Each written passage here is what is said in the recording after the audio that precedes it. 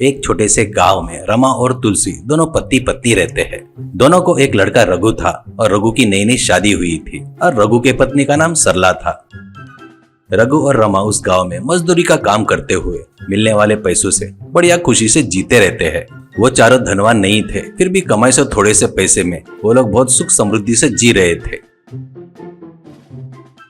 उस गांव की एक प्रथा थी कि औरतें बाहर जाकर बिल्कुल काम नहीं करना चाहिए और औरतें घर में ही रहकर काम देखने के अलावा बाहर जाकर काम बिल्कुल भी नहीं करना चाहिए करके उस गांव का सिद्धांत था। बहुत सालों से वो लोग उस गांव का सिद्धांत पालन कर रहे थे। सरला बहुत खुशमिजाज थी, घर में काम करती, सास ससुर जी की सेवा करती थी। हमेशा उसके चेहरे पर मुस्कान रहती थी।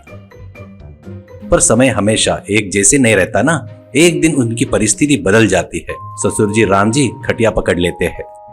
इससे उनके खाने के वांदे होने लगते हैं। इससे सरला अपनी सासू माँ को दुखी होते हुए कहती है, वो नहीं सासू माँ, अभी सिर्फ वो अकेले ही काम पर जा रहे हैं। इससे अपना घर चलना मुश्किल हो रहा है। ससुर जी को अच्छे दवाइयाँ नहीं दिए तो वो जल्दी ठीक कैसे होंगे।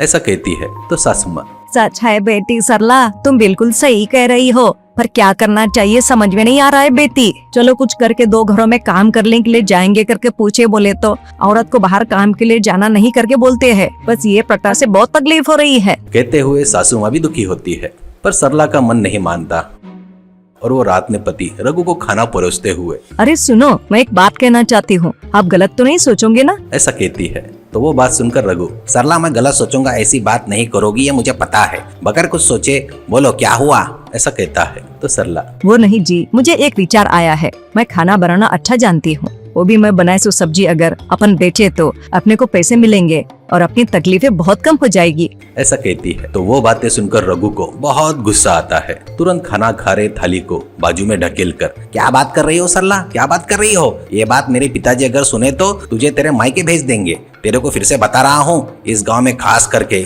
इस घर में औरतें बाहर जाकर काम नहीं करना, ध्यान में रख ले। कहकर वहाँ से उठकर चला गया। सरला के आंखों में पानी आ जाता है, पर कुछ कर नहीं पाने से मायूस होकर अपने घर के बगीचे में बैठी थी। तभी सासू माँ सरला के पास आती है और सरला से सासू माँ, सरला तूने बताई सो बात मैंने सुनी, इन मूर्खों को कितना भी बताया तो वो समझ में नहीं आता। तुम क्या करना चाहती हो, इन किसी को भी पता नहीं चलना ऐसा मैं रास्ता सोचा है करके कहती है। ये बात सुनते ही सरला को हिम्मत आती है और तुरंत सरला, मैं फिश करी बहुत अच्छे से पकाती हूँ, फिलहाल तो फिश करी राइस करके बनाने की सोच रही हूँ। वो बात सुनकर सासू माँ, शुभ हो बेटी तेरा, तेरे हाथों का खाना अमृत जैसा रहता है। पहले अपन किसी को पता नहीं चलना ऐसे चुपचाप खास करके अपने घर वालों को पता नहीं चलना ऐसे प्रयत्न करेंगे। ऐसा कहती है। वो लोग सोचे वैसे ही सरला और उसकी सासू माँ रघु काम पर जाने के बाद फिश राइस बनाकर रेडी करते हैं।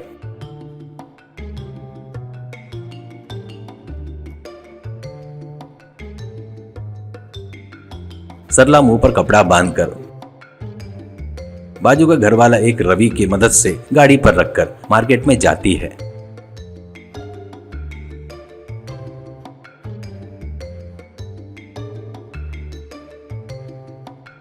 और बोर्ड लगाती है, फिश राइस स्पेशल प्लेट 30 रुपए में करके।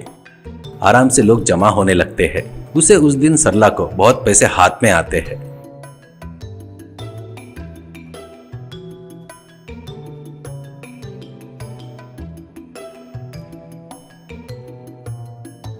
रघु घर आने से पहले ही फटाफट घर आकर सासू माँ को पैसे देती है तो सासू माँ खुश होकर, सरला मैंने कहा था ना ये बात किसी को पता नहीं चलना चाहिए करके, कहते हुए सरला की तारीफ करती है।